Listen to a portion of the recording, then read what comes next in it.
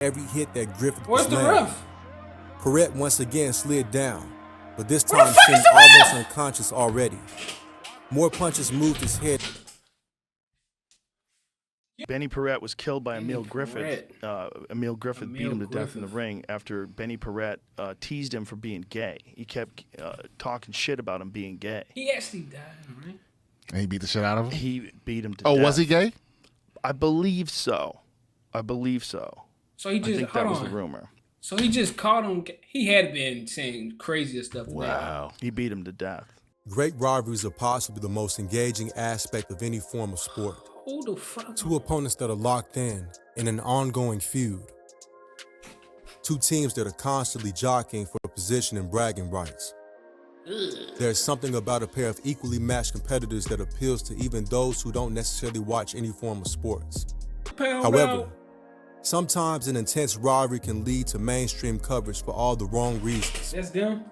Sometimes bad blood and ill feeling can go from elevating a contest to dragging it down into the gutter. Damn. And just occasionally, it can be so bad and the backlash so severe that it threatens the very sport itself. Today, we're headed back to the 1960s in the world of boxing. A landscape that would be almost impossible to recognize compared to the sport it is today, long before the advent of multi-million-dollar purses. In a time where pay-per-view on satellite TV was the sort of thing a science fiction writer would dream up. In a time when the norms of the sport were much different than they are today. Y'all can't tell me that ain't the GOAT. Y'all just saw the GOAT throwing hands right there. That's the GOAT of boxing, yes. View on satellite TV was the sort of thing a science fiction writer would dream up.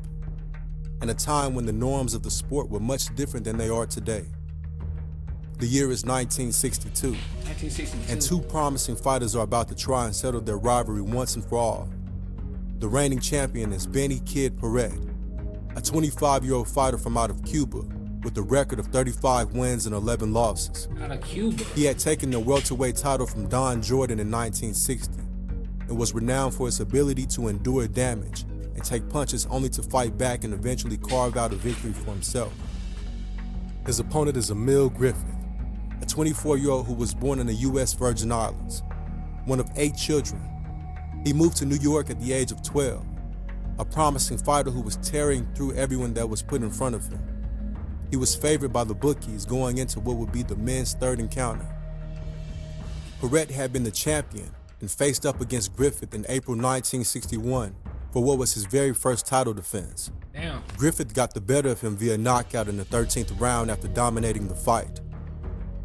Paret would reclaim the title at the end of September that same year, albeit via a disputed split decision.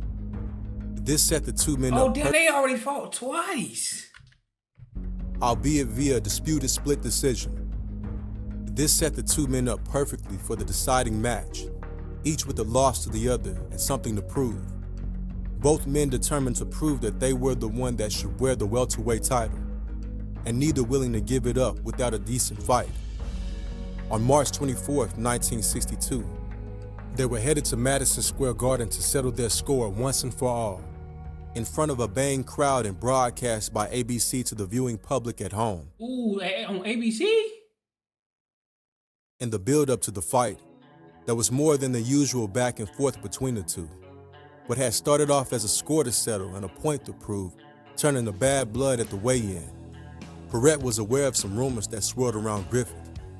The fact that he designed hats, had spent time working in a garment factory, and had his sexuality questioned on occasion. What? Paret decided to address this by touching him and whispering something in his ear. At the time, the media and newspapers reported either that there was a confrontation without specifying what caused it, or that Paret had leveled an unmanly insult at Griffith. Later, Griffith would clarify that Paret leaned in and whispered, "My on," in his ear. The literal translation of this Spanish word is "f***ing," but hardly does justice to how insulting it was. Ooh. We need to bear in mind that this is the early 60s. Even an accusation or an insinuation of homosexuality would have been enough to ostracize a man in most circles. Later in life, Griffith would come out as an openly bisexual. However, this was a time when homosexuality was still considered a crime in almost every state of the U.S., and would be nothing short of disastrous, no matter how wrong it seems to his career. Far less, the hyper-masculine and macho world of boxing where fighters traded on their tough reputations. Both men came from cultures that valued manliness, and Paret knew he would get under Griffith's skin with his needling insult, letting him know what he thought of who he was. And it certainly did the trick. Emile had to be physically held back from attacking Paret, dragged away by his trainer. After the near scuffle had quietened down, the two went their separate ways, and the stage was set for the official confrontation between the ropes. When the bell rang, it was clear from the outset that Griffith, the challenger, had a point to prove. He started strong and maintained the pressure, easily winning the first 5 rounds.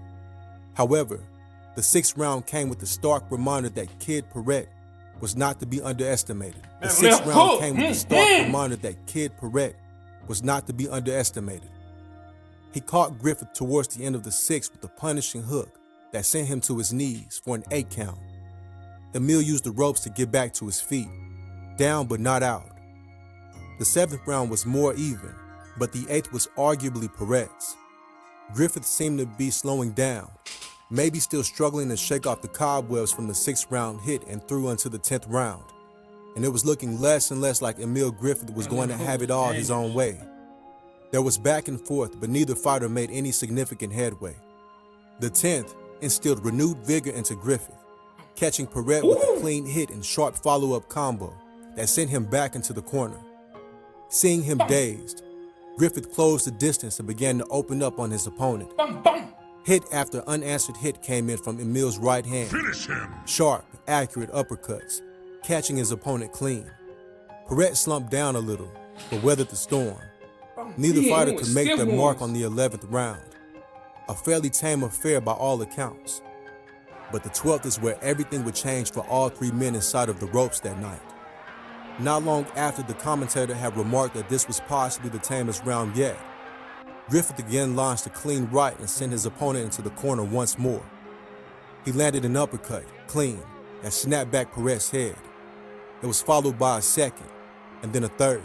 Bam! Benny Paret was being held up by the ropes, seemingly unable to meaningfully defend himself. The punches kept on landing, and the damage to Paret's head and face grew with every hit that Griffith was landing. Where's the ref? Paret once again slid down, but this time seemed almost unconscious already. More punches moved his head. Yo, did he say something to the ref? Did he slap the ref mother? Nah, bro, I remember in that Rocky video, bro, the ref was counting the 10 while the dude was down on the ground. The dude was asleep. Ref counting. The ref just looking at him, getting hit in the head over and over and over. Face grew with every hit that Griffith was landing. Paret once again slid down, but this time seemed almost unconscious already. More punches moved his head almost entirely through the ropes. Emile's left arm held him in place as more unanswered hits were rained down. And finally, mercifully, after what was later calculated to be more than 20 punches with no response, referee Ruby Goldstein stepped in and pulled Griffith off. Emile Griffith had won the 3rd fight convincingly, but Benny Paret hadn't moved from the corner and instead slid down onto the canvas, entirely unresponsive. While his corner and the medical staff began to look over the prone Paret, Emile Griffith was interviewed in the ring. After all, he had regained the championship against his bitter opponent, one who had gravely insulted him. And what did he have to say about it? While he was initially happy with the result, the growing crowd around Paret and the lack of any response was beginning to draw the attention not only of Emile, but of the audience. The interviewer tried to seize the moment back by directing his attention to the instant replay. Damn. This would be the first time that slow-motion instant replay was utilized in a boxing match, or on television at all. And it was unfortunate to say the least. Emile watched in silence as he saw himself land blow after blow on that black and white screen. He saw, maybe for the first time, how soon after the barrage started that Paret was clearly unconscious. Every hit. Yo, he had beef. Yeah, he didn't like Buddy. He was He wasn't trying to let Buddy fall. He was trying to kill him. The ref though, I already told y'all in other videos, them refs back in the day had no conscience. Them refs back in the day, literally, bro, you had to die for them to stop them fights, bro. To say the least. Emile watched in silence as he saw himself laying blow after blow on that black and white screen. He saw, maybe for the first time, how soon after the barrage started that Paret was clearly unconscious. Every hit looked worse than the last, and it was clear to anyone that Kid Paret had been defenseless for most of it.